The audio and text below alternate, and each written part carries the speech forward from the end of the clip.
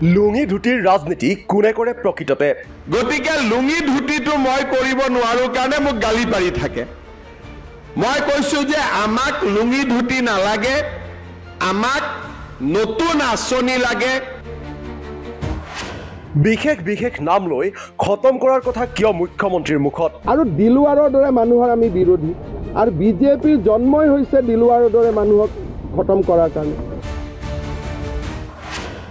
ধৰ্মক লৈ কোনে কৰিছে ৰাজনীতি ধৰ্ম অনুসৰি অপৰাধী বাছনি কৰে নেকি মুখ্যমন্ত্ৰীয়ে কেতিয়াবা যদি নৰম কেতিয়াবা আকৌ চৰম শব্দৰে ধৰ্মৰ প্ৰসংগ টানি কটাক্ষমূলক মন্তব্য কৰি আহিছে মুখ্যমন্ত্ৰীয়ে অতি কৌশলপূৰ্ণভাৱে কিদৰে ধৰ্মীয় বিষবাষ্প বিয়পোৱাৰ মন্তব্যবোৰ দি আহিছে সেয়া সকলোৱে দেখি শুনি বুজি আহিছে বিশেষ এক ধৰ্মকেন্দ্ৰিক কথাৰে টানি আনি এপেক্স বেংকৰ অনিয়মক আনফাললৈ ঢাল খুৱাবলৈ চেষ্টা অব্যাহত ৰাখিছে মুখ্যমন্ত্ৰী হিমন্ত বিশ্ব শৰ্মাই শেহতীয়াকৈ ভুৱা আৰু মনে সজা গোচৰত সাংবাদিকক গ্ৰেপ্তাৰ কৰি আদালতত মুখ ঠেকেচা খোৱাৰ পাছত এইবাৰ অধিক আক্ৰমণাত্মক স্থিতি গ্ৰহণ কৰা পৰিলক্ষিত হৈছে মুখ্যমন্ত্ৰীক সেই কথা মুখ্যমন্ত্ৰীৰ ভাষ্যতে স্পষ্ট হৈ পৰিছে ৰাষ্ট্ৰীয় আন্তঃৰাষ্ট্ৰীয় পৰ্যায়ত সাংবাদিক গ্ৰেপ্তাৰৰ কথাটোৱে প্ৰচাৰ লাভ কৰাত যেন তীব্ৰ আত্মদণ্ডত ভুগি এইবাৰ অধিক কঠোৰ হৈছে মুখ্যমন্ত্ৰী হিমন্ত বিশ্ব শৰ্মা মঙলবাৰৰ দিনটোত বিহালীত কি ক'লে শুনক অসমৰ দুৰ্ভাগ্য হৈছে যে দিলৱাৰে যি কয় তাকে আছাম মানুহে বিশ্বাস কৰে আৰু দিলৱাৰৰ দৰে মানুহৰ আমি বিৰোধী আৰু বিজেপিৰ জন্মই হৈছে দিলৱাৰৰ দৰে মানুহক খতম কৰাৰ কাৰণে গতিকে এইটো যাত্ৰাটো এইটো যুদ্ধটো চলিবই মোক বেয়া পাই ভাল পাই লাভ নাই দিলৱাৰ মহবুবুল এনেকুৱা ধৰণৰ যিমান মানুহ আছে সেইবিলাকক কোনো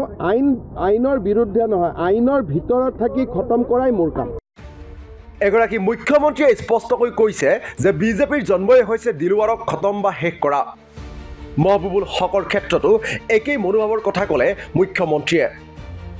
মুখ্যমন্ত্ৰীয়ে নাম দুটা ব্যৱহাৰ কৰাৰ পৰিৱৰ্তে অপৰাধীক নিষেধ কৰা হ'ব বুলি টু শব্দ এটাও নোকোৱা কথাই তেওঁৰ মন্তব্যত নিহিত হৈ থকা মনোভাৱ উদঙাই দিছে কেৱল সেয়াই নহয় সাংবাদিকক দিয়া মন্তব্যৰ উপৰি ৰাজহুৱা সভাতো মুখ্যমন্ত্ৰীয়ে টানি আনিলে লুঙি ধুতিৰ প্ৰসংগ শুনক ৰাজহুৱা সভাত বিহালীবাসীৰ সন্মুখত কি ক'লে মুখ্যমন্ত্ৰীগৰাকীয়ে মই কৈছো যে আমাক লুঙি ধুতি নালাগে আমাক নতুন আঁচনি লাগে যাৰ জৰিয়তে মানুহৰ উপকাৰ হয় কংগ্ৰেছৰ 15 বছৰত যেতিয়া চৰকাৰ আছিলে লুঙি দিয়ে ধুতি দিয়ে কম্বল দিয়ে সূতা দিয়ে আৰু ধুতি কম্বল সূতা ল'বলৈ আহি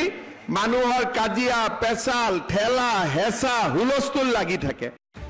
কংগ্ৰেছৰ দিনত দিয়া বিনামূলীয়া সামগ্ৰীৰ কথা ক'বলৈ গৈ পোনে পোনে লুঙি আৰু ধুতিৰ প্ৰসংগ টানি আকৌ যেন এবাৰ বিশেষ ধৰ্মক টাৰ্গেট কৰি ল'লে মুখ্যমন্ত্ৰীয়ে একেটা দিনত মুখ্যমন্ত্ৰীয়ে দিয়া দুয়োটা মন্তব্যতেই এক বিশেষ ধৰ্মৰ প্ৰতি থকা তেওঁৰ মনোভাৱ পৰিস্ফুট হৈ পৰিছে এইদৰেই কংগ্ৰেছক কটাক্ষ কৰিবলৈ গৈ নিজেই নিজৰ পৰিচয় বাৰে বাৰে দাঙি ধৰিছে মুখ্যমন্ত্ৰী হিমন্ত বিশ্ব শৰ্মাই প্ৰশ্ন হয় সাংবাদিক দিলৱাৰ হুছেইন অথবা মহবুবুল হক মুখ্যমন্ত্ৰীৰ সেই মনোভাৱৰেই স্বীকাৰ হৈছে নেকি চৰকাৰৰ দায়িত্ব অপৰাধ আৰু অপৰাধীক নিষেধ কৰা নে কোনো এক বিশেষ ধৰ্মীয় লোকক টাৰ্গেট কৰা এয়া এক অতি স্পৰ্শকাতৰ বিষয় হিচাপে পৰিগণিত হৈছে